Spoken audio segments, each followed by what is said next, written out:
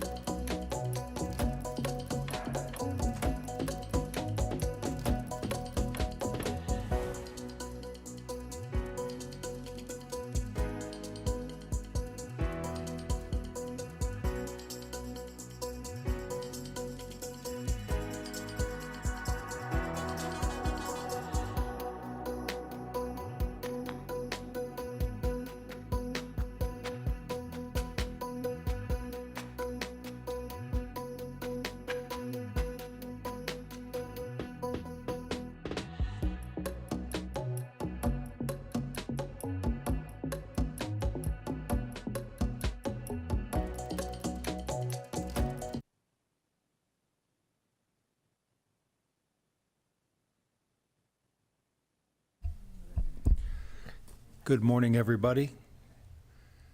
Welcome to the State Board of Internal Control. I'm glad you're here with us today. Today's meeting is being broadcast live and will be archived on Board and Commission portal, which can be accessed through the OpenSD website.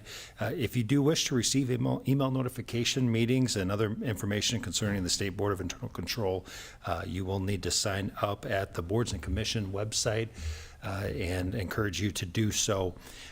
For a reminder for the committee, please speak into your microphones and mute your lines until you wish to speak. With that, we'll begin with a roll call of the board members. Beck. Here. Forney. Here. Yost. Here. Peterson. Here. Sackgast is excused. Tidwell Zeltinger. Here. And Kohler. Here. Quorum is present. Thank you. We have the agenda posted and online. Any questions with the agenda? Or if not, I would entertain a motion to approve the agenda. So moved. Second. Approved by Heather, second by Amanda. Let's call voice vote. Thank you. All right, going on to approval of minutes from the last meeting. Again, these were from 12/19 of 2025. Any questions? If not, I'd entertain a motion. I make a motion to approve the minutes. Second. Motion by Brenda, second by Heather, and allow for a voice vote. All in favor say aye. Aye. Aye. Aye. All opposed, same sign. Passes. All right, we're going to get into some of the recurring discussion items that we have, the subrecipient audit notifications from the Department of Legislative Audit, and we'll begin with DSS, Early Childhood Connections.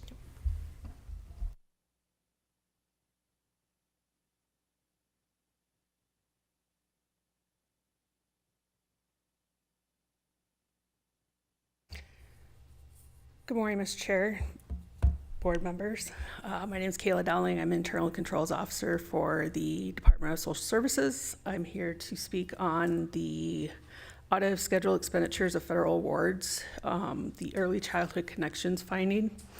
The finding in general was basically they did not have any internal controls in place. We have since corrected that. They have provided their internal controls to our provider reimbursement and audit department manager. And there was a management letter that was also sent out to them that said we agreed with what they had put in place. Thank you for that information. Any questions by the board? Maybe one question on my side. I assume that you'll be making plans with Ally and the team regarding this remediation and building that into the framework and the matrix that we have for DSS, Yes. so as to attest to it in the future and make sure we're holding ourselves accountable with these new internal controls that you have set out. Yes. I'll also add too, since this is a repeat finding, our standard procedure is the second finding that we meet with their management team to discuss how they're going to remediate this in the future too. So we'll make a plan to meet with this management team. Fantastic. If there are no other questions, I think next we have the GOAC update.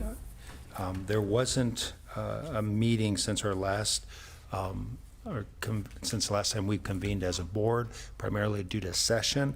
There isn't a meeting agenda online as of yesterday when I looked, but I would imagine GOAC should be meeting here in the next month or two, and we're looking forward to hearing that conversation and then having an update to this board about the transpirings of that particular meeting. With that, we can move on to the internal control quarterly report, and we'll begin with the statewide report. Thank you. Great. Yes, so our internal control framework emphasizes ongoing monitoring, testing, and reporting of general control performance across all of state government. To date, our framework has been implemented at 27 state agencies, and we still have 2 that are currently onboarding, which is the Gov's office and the Secretary of State's office. So once those are onboarded, we will have everybody in the program. Each agency documents their objectives, risks, and controls, which we review periodically. And then once onboarded, they attest to those attestations semi-annually to address any higher critical risks. So this report this morning summarizes the results of those semi-annual self-assessments. And to help illustrate the volume of this period's attestation process, we had 959 attestation questionnaires go out to 224 control owners. And that resulted in an exceptional 99.3% response rate. So I really appreciate those control owners getting that completed. You know, that level of coordination and participation is significant, and I want to extend my appreciation to our agency internal control officers, the finance officers, and everyone for their diligence and leadership to getting those completed. So this slide presents our comprehensive statewide view. You'll see to date we've identified 13,365 risks statewide. Once we identify risks, we evaluate those through a standardized prioritization process to find where those high and critical risks are. And so in total, we have approximately 20% or 2,649 high or critical risks. Agencies are required to document and implement controls for any high or critical risks. And you'll see to date we have 3,533 controls documented. This reporting period, we did have 39 control issues that were identified.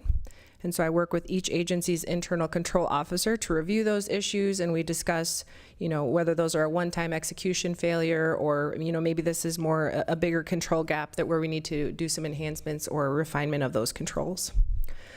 Each internal control officer will address their agency-specific control issues, and we will start with the Game Fish and Parks and Chris Peterson. Thank you, Ally. Can you hear me okay? We can. All right, thank you so much. For the board, as we start our conversation with the Game Fish and Parks report for today, I first wanted to drop a name and point out at the very top of our sheet, we have listed Callan Fox. Recently, as she got married, now Callan Donald. She is new to our Game Fish and Parks department and will be serving Game Fish and Parks as our deputy finance officer and our internal control officer. So the board and the team will be seeing a lot more of Callan during future meetings and future months and years. So we really appreciate having Callan on board. For Game Fish and Parks, have a lot of good information to report on the work that our agency has been doing recently. The report itself with the data includes the 375 original risk areas that we identified when we first onboarded. Included in that, in those risk areas, we've got 62 high and critical risk areas. Within those areas, we had basically one, what I'd call a formal identified failure that was in kind of our central finance office administrative area. And that was related to some routing and duty stuff that we have with our contracts and internal documents. We have a contract management system that has been recently onboarded with our agency. We've transitioned to that for contract routing, so that will assist in that area. And then actually the other failures you see there are actually due to attestations by our control owners that didn't get completed. But that probably leads me into, if I take just a couple minutes here, into the work we've been doing kind of in the overall area of our basically internal controls and our risk identification. Callan and I have been working rigorously with Allie and Carly in January and February. We had about, I think, 27 or 28 meetings together across 9 different game fish and parks groups or sections, including about 50 of our staff. And we went through the full rebuild and review and update of all of our risks and controls. So the information we're reporting to all of you today actually represents the last time reporting with kind of the original risks and the original controls. So just to provide a little bit of detail on the work that Allie and Carly helped us with, once we get ready to report our risks coming up during the next reporting period in October, we've actually taken our total risks from the 375. Right now, we sit at about 730 overall risks. So we've basically gotten into much more detail, identified more risks. So we're sitting at about 730 that will likely be reported during the October reporting period. From there, you see about 90 risks being the high and critical. So we've gone up from about 62 to 90.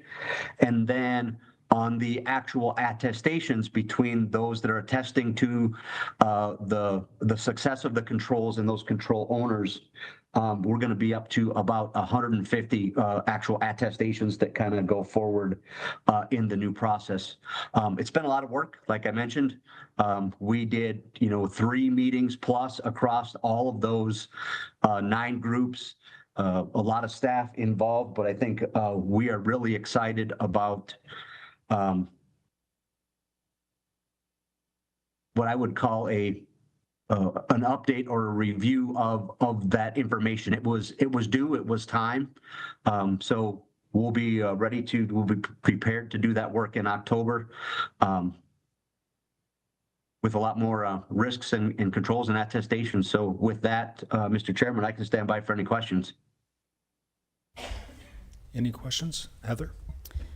Chris, this is Heather. I just have a quick question, and maybe you mentioned this and I missed it. But so when you see that 5 of those controls were with repeat issues, I'm assuming, maybe incorrectly, as you're going through and reviewing some of the risks and making changes, are some of those with repeat issues, maybe repeat, I'm going to say offenders loosely in quotations, maybe because the original risks needed to be modified or adjusted a little bit, and you're finding that as you're going through the risk matrix again, or can you expand on that a little bit?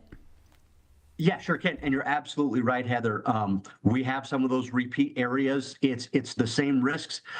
It's the same individuals. And I think I've probably mentioned this before, that over time, with Game Fish and Parks being one of those agencies that was one of kind of the original onboarding agencies, we've had a lot of staff turnover and assignments in some particular areas where we have staff that we're still probably less trained in the areas or not getting them complete because they don't necessarily know what they're looking at. So honestly, we've been able to address those repeat areas by either fixing the controls and the risks themselves or reassignment of staff to those areas. So by using, step A or B, I feel that we're going to be able to eliminate those recurring ones right as we start in October. If I could just make a comment more than a question, and I think that's exactly why we have these risks, the matrix as it exists, is so that we can identify those things fairly early on, so that when you do have maybe a change in administration or people, move on from one duty to another, you can quickly identify where those gaps are and either change what the controls are or reassign duties. So I think it's working exactly the way it's supposed to. More a comment than anything.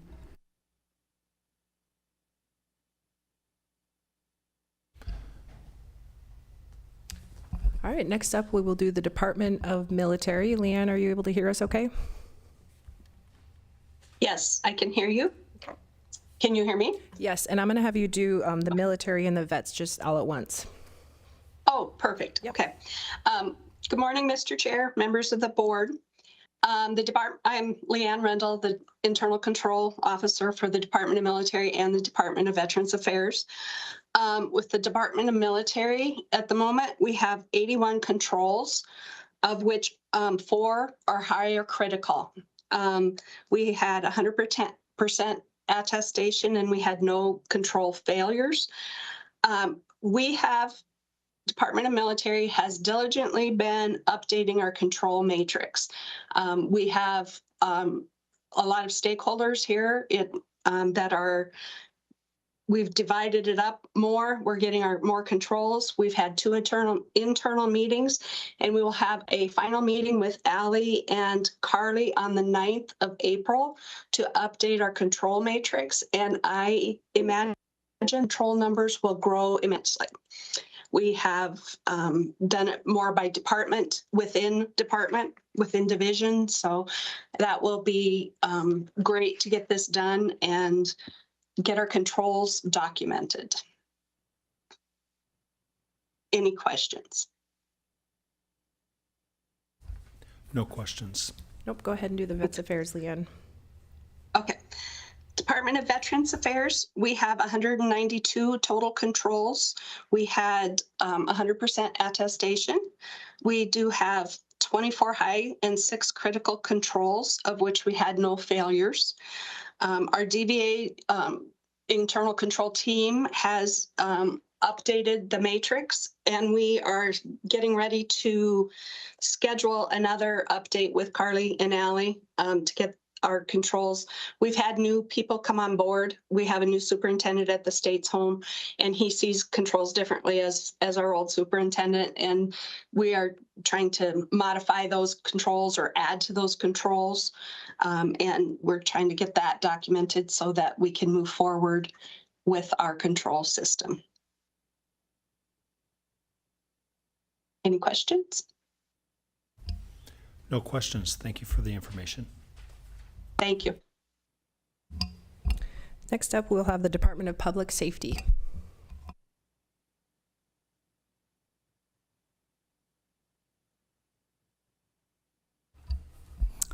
Good morning, Mr. Chair, members of the committee. Angie Lemieux, Director of Administrative Services for Department of Public Safety, and I am designated as the Internal Control Coordinator for the department as well.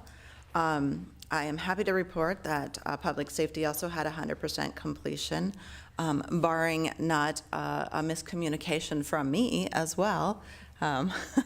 Right before our attestations came out, we were just getting ready to start reviewing our internal controls with Allie and Carly, and I had sent out an email saying, hey, here's our risks that everybody needs to review, but don't make any changes to our spreadsheet until we've had our meeting with Allie. Well, some of my people took that as, oh, I shouldn't do my attestations right until after we meet with Allie. And it's like, no, do your attestations. We'll do that later. But greatly, everybody got theirs done. I was a little worried about Wildland Fire because when they emailed me, the quarry fire happened right at that point in time, but Luckily, Jay Wickham was able to get his attestations done, even though the fire was going on. So I was happy to see that I didn't have a couple other misses, but he got his done as well. The department has 264 documented risks, and maybe as everybody has said, I think after we do our review, we will have quite a few more as well too. Our risks, we have about 12.1% in that high category and 3.8% are in that critical category. And then our risk types, operational, make up about 53.4%. We did actually have one reported failure, and it was in our Criminal Justice Service Division, which then breaks down into our South Dakota Law Enforcement Telecommunications Systems Program, or SDLETS program. As I dug into this failure a little bit more, I actually think this maybe should have been reported in our last go around, because I think it had to do with the 2-day system outage that happened when our system went out, which I think was in August. So I don't know if it just the timing issue and when she was thinking about it, when to report it, and it just happened this time. But nonetheless, we can just talk about what this means and what this means to law enforcement when this happens. But this type of risk is this failure was very specific to the inability to access reliable and consistent data timely, which can definitely pose a risk to community and law enforcement. So what SDLETS is it's our state bridge or switch, bridge, or system for law enforcement in order for them to access driver's licensing, Department of Motor Vehicles, UJS, DCI, NLETS, or FBI information. So as they're pulling over a vehicle, it's their lifeline to see what that driver is, what that car is, or any pertinent information on that driver. So if they can't get that information, they don't know what they're walking into. So again, very important that they have that information and they have it timely or are able to look that up. So the day those outages were out, that they didn't have access to that information, or were able to get access to that information. So my understanding is, and maybe Amanda can talk a little bit about that too, but my understanding is that maybe BIT has a workaround if some situation like that would happen again, that the whole system is out. But some of the things that we do right now for like normal planned outages, because every once in a while the system has to be updated and the system does have to go down. So what they do is they contact our program director and say, hey, what's a good time that you could be out for a couple hours, and then they work on finding that best time of the day, best time of the week, that there's the most less traffic that they could be out. And it's probably Sunday, late Sunday evening, early Sunday morning, Monday morning, like 2, 3 o'clock in the morning, those types of things. And they find that best time, because obviously we have to update BIT has to update our network at some point in time, so it does have to go down at some point. But so that's how they've chose to mitigate those issues. What's coming up, as I mentioned, we are working with Allie and Carly to update our risks and getting compliant with that. We've kind of just started, but we have met with a couple of our divisions, and we have a few more, and we'll get that done before the end of the fiscal year.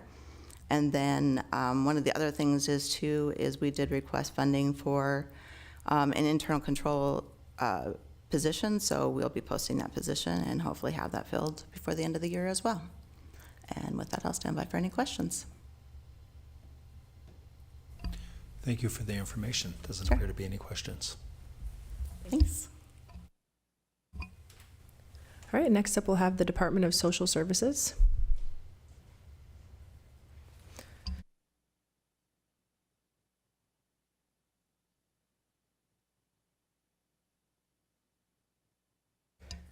Hello again, Kayla Dowling, Internal Controls Officer. I'm also here with our Chief Financial Officer, Stephen Rasmussen, along with our Internal Control Auditor, Denise Hansen. We're here to provide you with a summary of our internal controls for the period from October of 2025 to March of 2026. During this period, we identified 897 risks, an increase from the 531 in the previous period. Out of those, there were 190 high risk and 28 critical risk. Almost half of the risks are operational, totaling 408, followed by the financial risks at 207. The control owners within DSS completed their self-assessments on time and flagged 17 control issues. A few of these were incorrectly marked as failing, but the remaining issues have been assigned a remediation task, which will be followed up in 60 days with the respective control owner. Notably, we did not have any repeat findings this period. Additionally, we have 17 preventative controls and 27 detective controls in place. This year marked the first year we reviewed the risk and control matrix with all of the divisions, and we pretty much got it complete. I want to express my gratitude and thank our department for working with us and getting their RCMs completed. Thank you, Chair, and I'll stand by for any questions. Quick question, and I don't know if this is going to be for Allie or maybe maybe it's Allie, maybe not. The open control issues, the 6 open control issues, are those things that you're working on with the department? Are those things that the department is working on themselves? Those are the remediation tasks that were assigned to the control owners. Okay. What I do in the system is I assign a remediation task so that it stays on everybody's radar, so that it's, kind of taken care of throughout the year. I worked with a couple of them. I worked with the division directors, gave them suggested ideas of what we could do to improve them. I did just leave them open just so that we had note of them. But on your RCMs, you have controls in place for these Yes. issues. They just were not followed. Yes. So when we have a control failure, that opens what we call an issue in ServiceNow in the system. And so if it is like a one-time instance where somebody forgot to do a reconciliation or some task, we're just going to close that out, and then we're going to monitor that in 6 months. For these unique 6, we determined, this has been kind of an ongoing issue, or we've maybe seen it before. We're going to leave these open because Kayla set up what we call remediation tasks in ServiceNow. And so that assigns, like she said, a 60 or 90-day task. And so that's going to remind both Kayla and the control owner, have you remediated this, yes or no? And that kind of keeps that to the forefront of our radar to check in on that and make sure it gets fixed. And so then, So then will we modify the RCM for new controls? I guess I'm wondering if these are still open control issues, how do we ensure that they're not continued ongoing open control issues? Great question. So it's a combination. So some of these are from our review that we just did. We noted control gaps and what we want that control to be, and we're probably just not there yet. So we're keeping these open until we know we actually have this in place or not. And so I would say that's how we're addressing those. Yep. So I hope this is my final question. So then the next time we see you in Q1, that RCM will probably be modified yet again, just a little to accommodate for those. That will be, yes, if there's additional detail or controls that we need to add, that will be addressed. If we need to reassign the control owner, we'll get that addressed as well. And then we will close out that issue going forward. Okay, thank you. Appreciate the conversation. Thank you. Thanks. Next up is the Department of Health.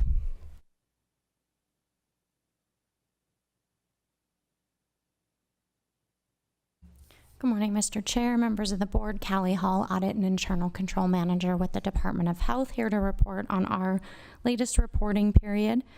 We are actively undergoing a review of our controls. We have some program areas that have completed. We have some that are in the middle of it. So our control issues or control risk did increase from 434 to 447 for this reporting period.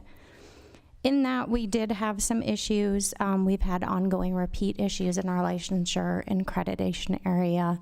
We've reported them every single reporting period because they're tied to laws and statutes that we cannot change. So hopefully with our update of our internal controls, we will be removing those controls so they no longer continue to be an issue, just because we do not have control over something we can't control. We did have a repeat issue in our vital records area with another county not handling their vital records paper correctly. So once again, the procedures were followed to shut the county down, do the technical assistance and training till they understood the correct protocols, and then re-implement. And they continue to monitor those counties and their vital records issuance ongoing. And I think having that control there and it's seeing that we do have some issues that we're finding kind of indicates our controls are working.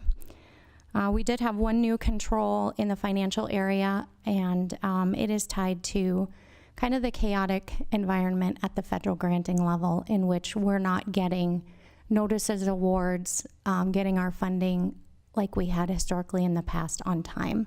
And in this case, it was in one of our vital statistics areas where we rely on a contractor to do our outreach calls and collect our data that we use in our department to run several of our programs. And that lapse of funding did impact the lapse of, collecting data. So we were, 6 weeks in to the budget period, I think, when we were funded, and that continued to pick up. But as a department, we've had to really monitor the level of what's going on at the federal granting agency, and really kind of look at contingency plans if this happens. What are our necessary services we need to continue? So again, that's just a control that really lets us know that we've got a good thumb on the pulse of what's happening. So I'll stand by for any questions. Thank you. Thank you. Next up, we'll have the Department of Education.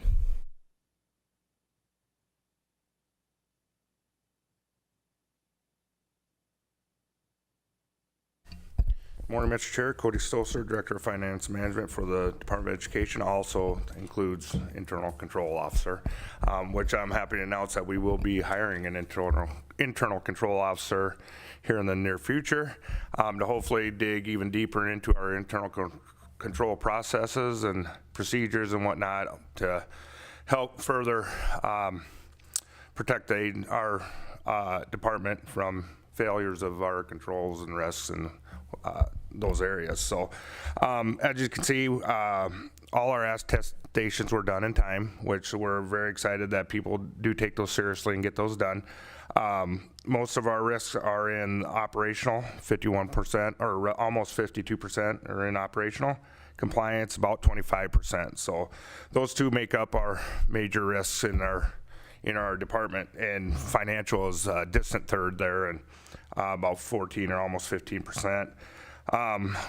High risk, we accounted for 64, so not a big percentage of what our risks are high, and definitely critical is about 1.5%, so there's not a lot of critical risks, but they are serious risks if we ever failure on those controls or risks like that. So again, happy to announce that we haven't had a failure here in the last 2 quarters, or in quarter 1 or quarter 3 of FY26. We did have one back in the quarter 3 of FY25 there, which I'm happy we haven't had that repeat going forward.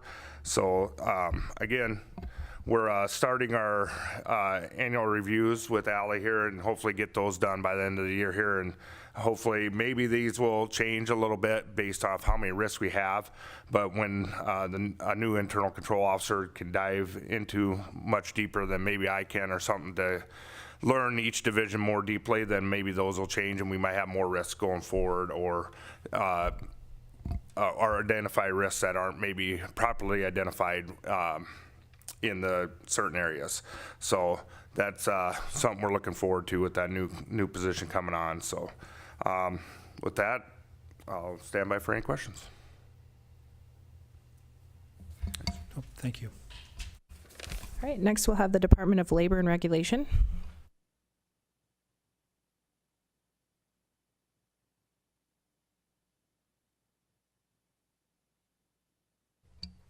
Good morning, Mr. Chair, members of the board. My name is Jake Froreich, and I'm representing the Department of Labor and Regulation today with our March 2026 summary results report. I'm pleased to report that DLR achieved 100% on-time completion of all control owner self-assessments.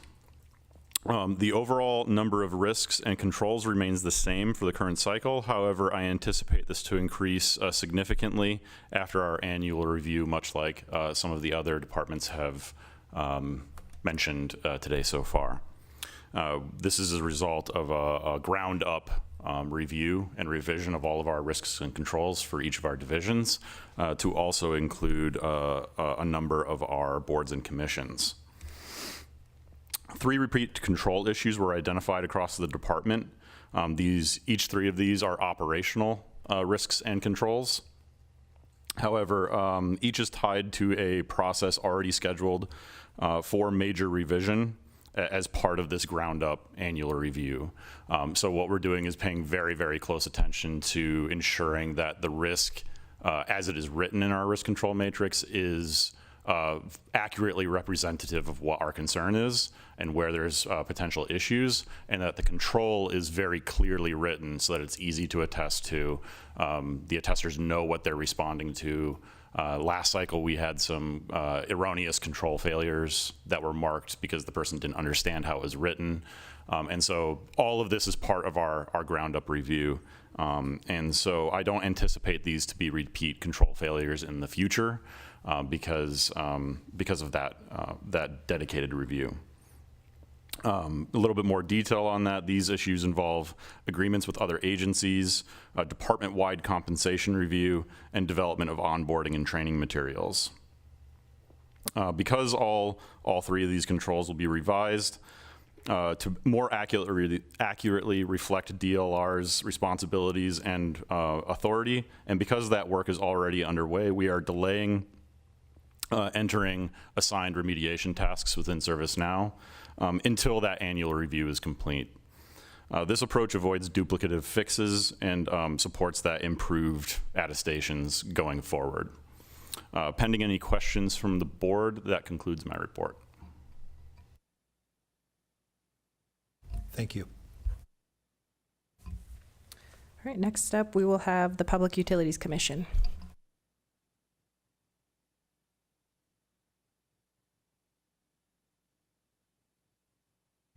Good morning, Chair and board members. I'm Cindy Kemnitz, and I'm the Finance Manager for the Public Utilities Commission and also the Internal Control Officer.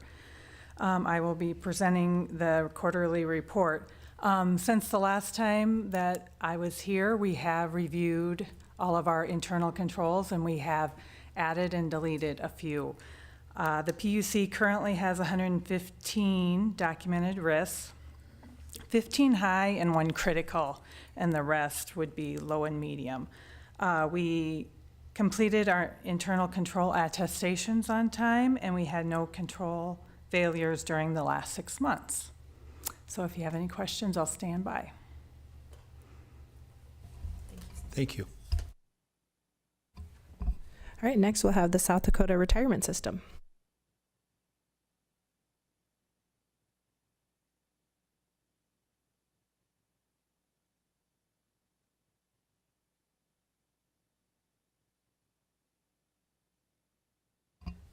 Good morning, Chairman and board members. I am Brittany Adamson. I am the Director of Internal Audit at SDRS, and I'm also the Internal Control Officer. I have with me today Nick Ray, who is our Director of IT Services at SDRS, in case there are any questions that I'm unable to answer. SDRS has a total of 346 identified risks, with 52 being high or critical. During this reporting cycle, SDRS achieved a 100% attestation completion rate. In this cycle, SDRS identified 1 control failure with 2 recognized incidents under that single control. Both incidents resulted from an ongoing integration efforts to bring SDRS onto the ServiceNow platform, and both originated in third-party systems. Unfortunately, the incidents were beyond the control of SDRS staff and could not have been reasonably anticipated or analyzed in advance. The first incident involved a data integrity issue with the Perfect Address software that SDRS uses. The software was disabled immediately upon discovery of the error, and the affected data was corrected immediately. The second incident occurred when SDRS staff submitted an approval request on the SD.gov platform. The system was unable to locate the intended approver, and as a result, fallback logic concatenated and sent an automated email to 995 people. The email contained personal information about a single SDRS member. BIT identified the root cause of this failure within 1 hour of the inadvertent email being sent. The affected member was contacted immediately, and by the end of the business day, the SDRS communications team sent emails to all recipients and authorized agents explaining the incident. The BIT security incident team promptly implemented a fix to the SD.gov platform to prevent similar failures.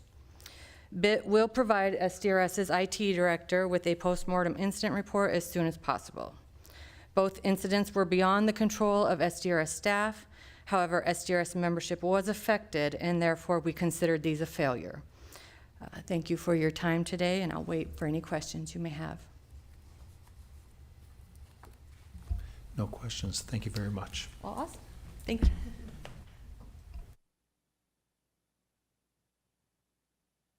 All right, the last to report will be the Department of Ag and Natural Resources.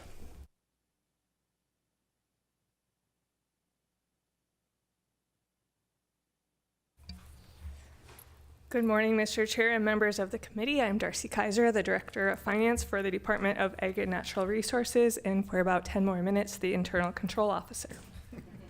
This morning, I'll be presenting DA&R's report. We broke our attestations up by our divisions. We have 814 documented risks, with 100 or 12.3% of them high to critical priority.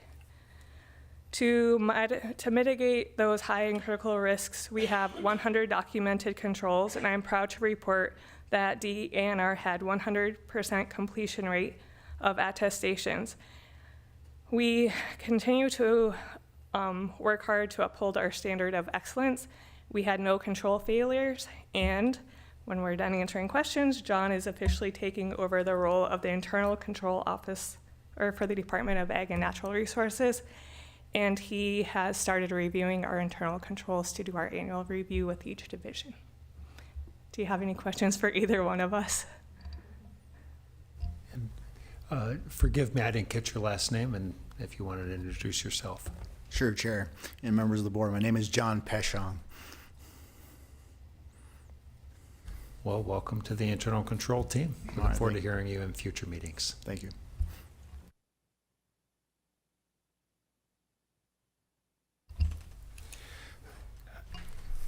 I believe that wraps up all of the agencies. I do want to say thank you to all of the agencies for your work on this, as well as going through the review of all of your risks and the controls that you have in place, and a special thanks to those and those team members, your directors, your program managers, and then of course Allie and Carly as you work through that incredibly important process. With that, we'll go into the framework project update. Sure. So the framework project update is short and sweet today. Implementation efforts are in progress with the Gov's office and the Secretary of State, as I mentioned. We'll kind of work to wrap those up in the coming weeks. Again, once those last two are done, we'll have completed this process with each state agency. And as everybody's mentioned today, I've really been working closely with multiple agency divisions to complete that annual review process. Currently underway across several agencies, and at this point, we have about 72% completion rate. I'll make that a little bigger here. So we are confident that everybody will have this done by the 6:30 deadline. Working with them, all of those efforts are in place. Carly and I greatly appreciate the participation and collaboration that we have with agency staff. There's a lot going on between this and Bison and other projects, and we really appreciate leadership in completing this significant effort. Any questions?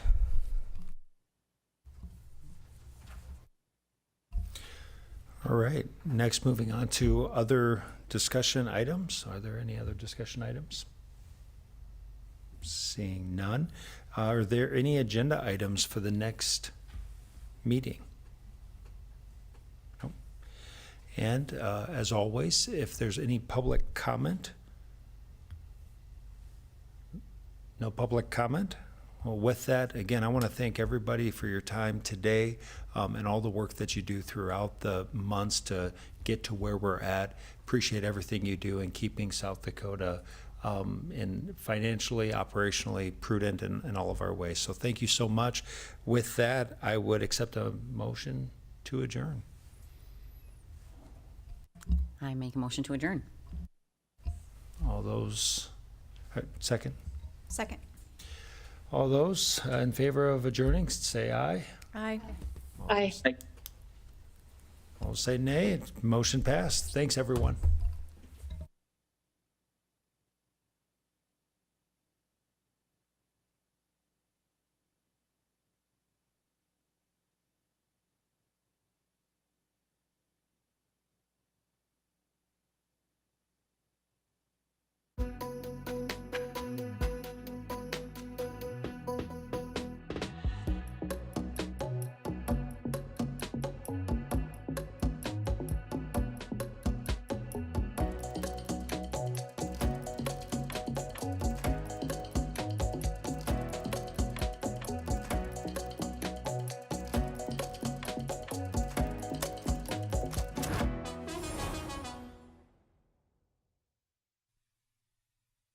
SDPB shares the voices and experiences of South Dakotans, preserving our stories, our culture, and our sense of place. SDPB, good, useful, and full of wonder.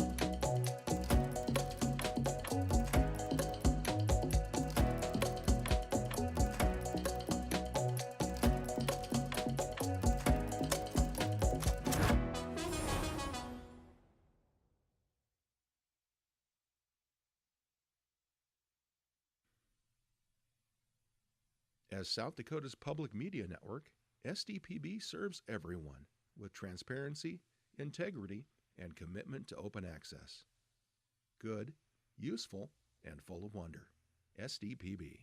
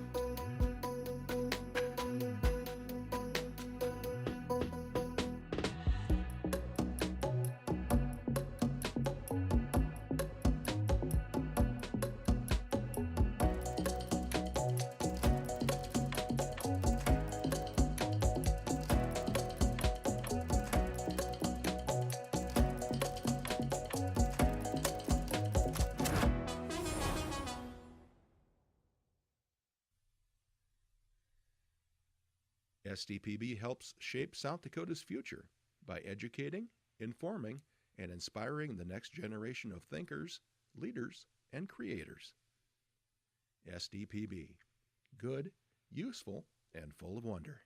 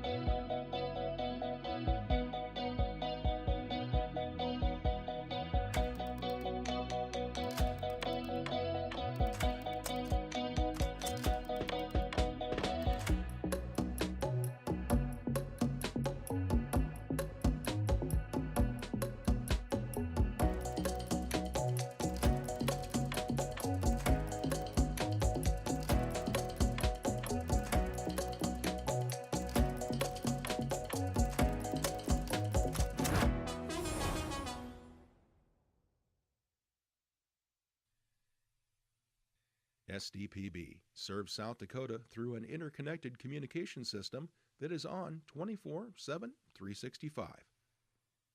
The first place for Amber Alerts, public safety announcements, and EAS messages.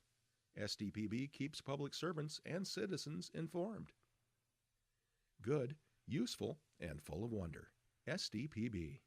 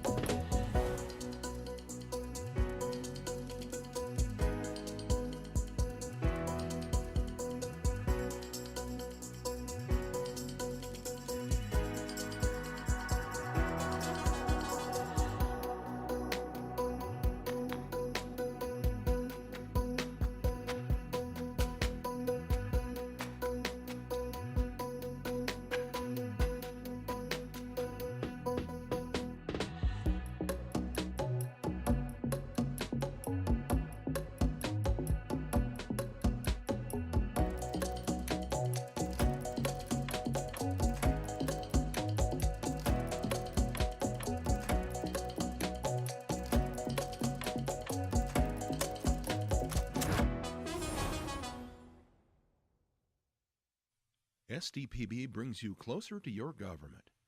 With gavel-to-gavel coverage of the South Dakota legislature and in-depth reporting from Peer. Good, useful, and full of wonder. SDPB.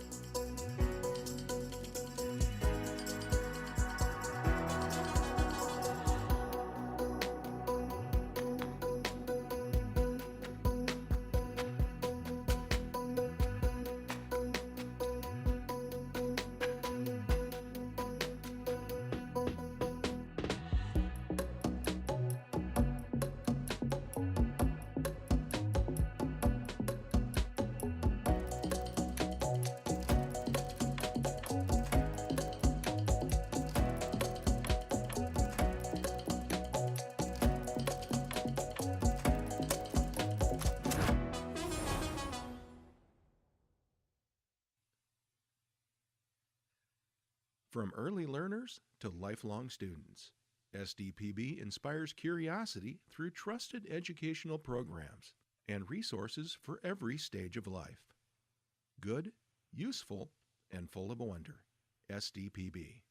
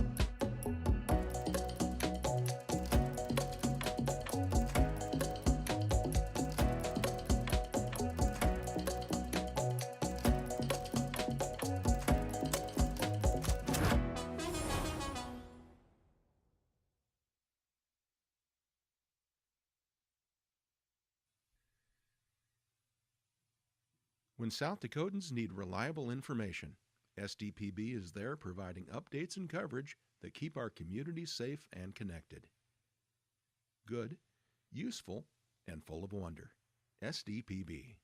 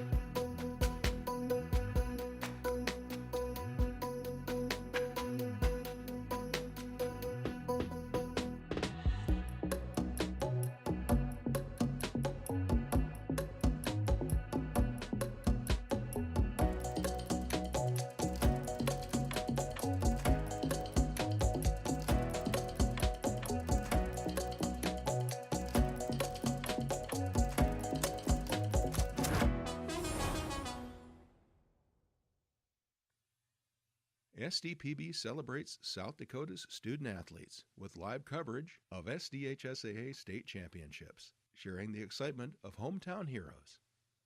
SDPB. Good, useful, and full of wonder.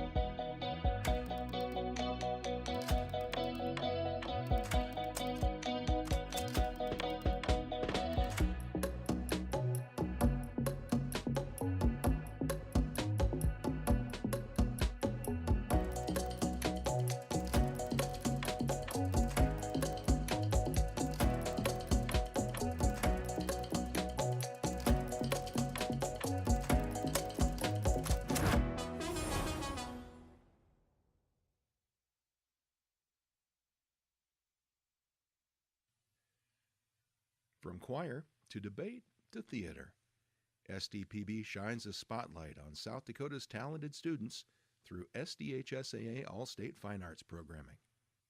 Good, useful, and full of wonder. SDPB.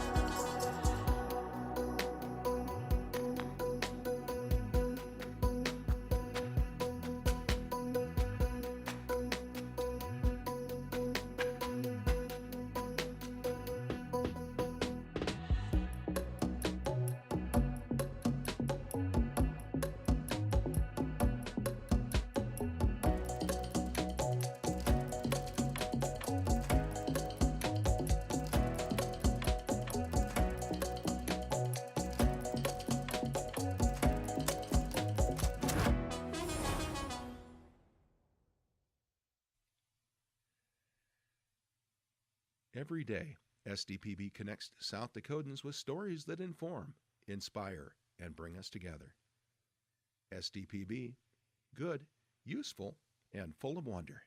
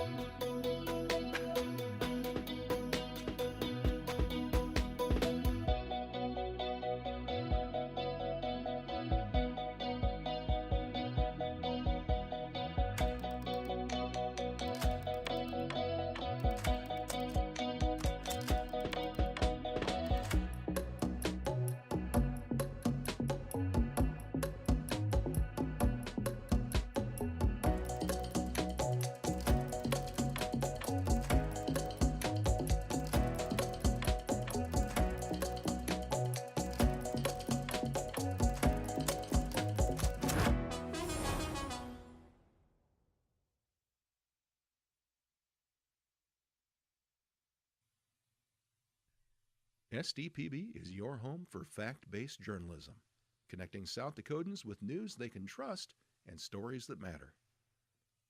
Good, useful, and full of wonder. SDPB.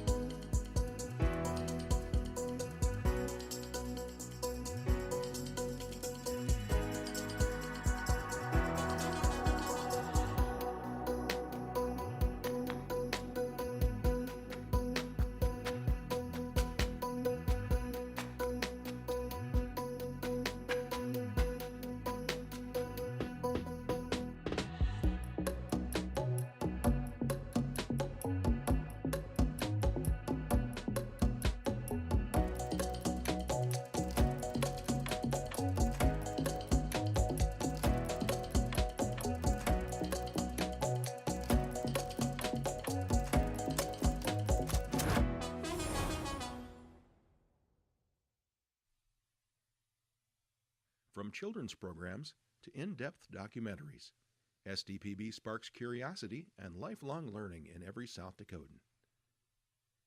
SDPB. Good, useful, and full of wonder.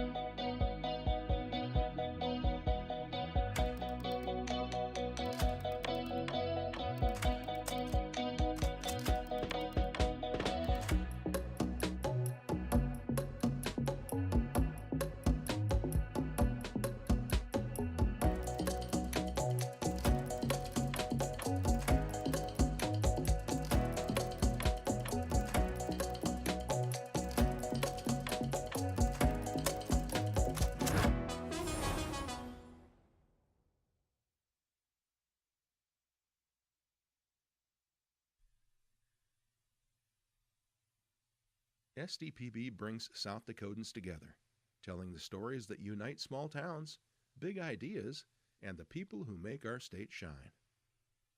Good, useful, and full of wonder. SDPB.